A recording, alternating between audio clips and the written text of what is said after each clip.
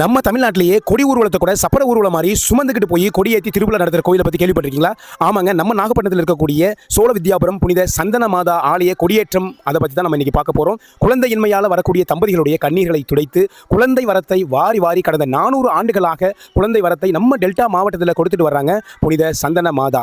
சந்தன மாதா ஆலயம் கருங்கண்ணி பக்கத்தில் இருக்கக்கூடிய சோழ வித்யாபுரம், அதாவது இன்னும் சொல்லணும்னா நம்ம வேளாங்கண்ணிக்கு பக்கத்தில் ஒரு 10 கிலோமீட்டர் பார்த்தீங்கன்னா சோழ வித்யாபுரம் அப்படிங்கிற ஒரு ஊர் இருக்குது. அங்கே தாங்க இந்த மகிமை பொருந்திய சந்தன மாதா ஆலயம் இருக்குது. நானும் இந்த கொடியேற்றத்துக்கு போன ஜூலை 23ஆம் தேதி கொடியேற்றம் இருந்துச்சு. ஒவ்வொரு ஆடி மாதத்தில் வரக்கூடிய முதல் வியாழக்கிழமை தான் கொடியேற்றம். நானும் போயிட்டு மெழுகுவத்தியும் ஆலயம் வச்சு அம்மாவை பார்த்து தரிசனம் பண்ணிட்டு வந்தேன். இந்த வீடியோ உங்களுக்கு பயனுள்ளதாக இருக்கும், தயவு செய்து ஸ்கிப் பண்ணாமல் பாருங்கள். புனித சந்தன மாதா அப்படிங்கிறவங்க நமக்கு எல்லாருக்குமே தெரியும், செயின்ட் ஆனி அப்படின்னு சொல்லுவாங்க, மரியம்மாவுடைய அம்மா. இவங்க வந்து பார்த்தீங்கன்னா ஏறக்கூடிய 400 வருடங்களாக இங்கே காட்சி கொடுத்து மகிமை புரிஞ்சுக்கிட்டு இருக்கிறாங்க. நீங்கள் பார்த்துட்டு இருக்கதான் அம்மாவுடைய திருக்குடி. ஏறக்குறைய 10 அடிக்கு மேலே அந்த கொடியானது இருக்குது. அதை மிகப்பெரிய ஒரு மரத்தில் கட்டி சுற்றியும் பூவாலும் மாலையாலும் ஜோடிச்சு வச்சிருக்காங்க. பார்த்தீங்களா, முன்னாடி வானதூதர்கள் முன் செல்வதற்காக வச்சிருக்காங்க. பேண்ட் இசைகள் எல்லாம் ரெடியாக இருந்தாங்க. வானதூதர் சப்பரம் எழுப்பப்பட்டது. அதற்கப்புறம் பின்னாடி பார்த்தீங்கன்னா இந்த அம்மாவினுடைய கொடி, மகிமை பொருந்திய கொடி பின்னாடி வருதுங்க. இந்த காட்சியை பார்க்கறதுக்கு மிகவும் ஒரு சுவாரஸ்யமாக இருந்துச்சு. ஏன்னா இவ்வளவு பெரிய ஒரு கொடியை ஒரு சப்பரம் மாதிரியே செஞ்சு அதை அந்த ஊர் மக்கள் எல்லாம் சேர்ந்து தன்னுடைய தோளில் சுமந்துக்கிட்டு சந்தன தாய்க்கு நன்றி செலுத்திட்டு போகிறாங்க. பார்த்தீங்களா, இதை பார்க்கும்போது எவ்வளவு ஆனந்தமாக இருக்குது. பார்த்தீங்களா, எனக்கும் இந்த சந்தன தாயினுடைய கொடியை சுமக்கிற பாக்கியம் கிடச்சிச்சு. நானுமே அங்கே போயிட்டு கொஞ்சம் தூரம் சுமந்துக்கிட்டு சென்றேன், ஏன்னா வீடியோ எடுக்கணும் அப்படிங்கிறதுக்காக. ஸோ அதுக்கப்புறம் பார்த்தீங்கன்னா அந்த கோயிலை சுற்றி வலம் வருது. கோயிலை சுற்றி பேண்ட் இசைக்குழு, ஆர்ஜே பேண்ட் வாய்ஸ் இசைக்குழு அவர்கள் இசை முழக்க வானதூதருடைய வழிகாட்டுதலோடு நம்முடைய மகிமையின் நாயகி, தாய்மையின் நாயகியாம் சந்தன தாயினுடைய கொடி ஊர்வலம் மிக பிரம்மாண்டமாக நடந்துச்சுங்க.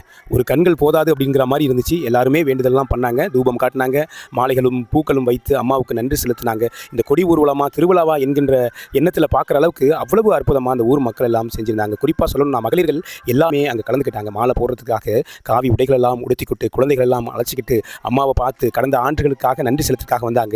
இதுதான் அம்மாவுடைய அந்த கொடிமரத்தை பார்க்குறீங்க. கொடியேற்றத்துக்கு எங்கள் ஃபாதர் தான் வந்தாங்க, எங்கள் நாகை மறைவட்ட அதிபர், எங்கள் பங்கு தந்தை ஜிவி பன்னீர்செல்வம் அடிகளார் தான் வந்தாங்க. இதுதான் அம்மாவோட கெபி. ஏறக்குறைய ஒரு அரை மணி நேரத்துக்குள்ளே சுற்றி வந்தாச்சு. ஏன்னா அந்த கோயிலை மட்டும்தான் சுற்றி வரதால ஒரு அரை மணி நேரம் 3/4 மணி நேரத்துக்குள்ளே வந்துட்டாங்க. கரெக்டாக இருட்டுற அந்த டைமும் ஆயிடுச்சு. அந்த டயத்துக்குள்ளே உள்ளே வந்துட்டாங்க. ஏன்னா அந்த டைமும் மக்கள் எல்லாம் கூடுறதுக்கான டைமும் கரெக்டாக இருந்துச்சு. அப்படிங்கிறதால அதை கணக்கு பண்ணி தான் அது வந்தாங்க. அப்படி சந்தன மாதா ஆலயத்துக்கு நீங்கள் வாங்க, கண்டிப்பாக வாங்க. வேளாங்கண்ணி வரும்போது தான், வேளாங்கண்ணிலேருந்து கரெக்டாக ஒரு 10 கிலோமீட்டர் தான் இருக்குது. அங்கே கருங்கண்ணின்னு ஒரு இடம் இருக்குது. அந்த கருங்கண்ணி அந்தோனியார் கோயிலேருந்து பார்த்தீங்கன்னா பக்கம் தான் அது. நிறைய பேர் வந்து அங்கே கேட்டாலே சொல்லுவாங்க, சந்தன மாதானாலே இந்த டெல்டா மாவட்டத்திலே நல்ல ஃபேமஸ். குழந்தை வரத்துக்கு ரொம்பவே ஃபேமஸ். நீங்கள் குழந்தை வரத்துக்காக நீங்கள் ஏங்கிட்டு இருக்கீங்கன்னா கண்டிப்பாக நீங்கள் சந்தன மாதா வந்து அவங்கள்ட்ட மன்றாட்டிட்டு போங்க. கண்டிப்பாக சந்தன மாதா உங்கள் குறைகளெல்லாம் வைப்பாங்க. எனக்கு கூட எங்கள் வீட்டில் எங்கள் அப்பா சொன்ன விஷயம் என்னென்னா, எங்கள் வீட்டில் எனக்கு எங்களுக்கு ஆண் குழந்தை வரணும் அப்படின்னு எங்கள் அப்பா வேண்டிக்கிட்டாங்க. வேண்டிக்கிட்டு தென்னம்பிள்ளை வைக்கணும்னு சொல்லி வேண்டியிருந்தாங்க.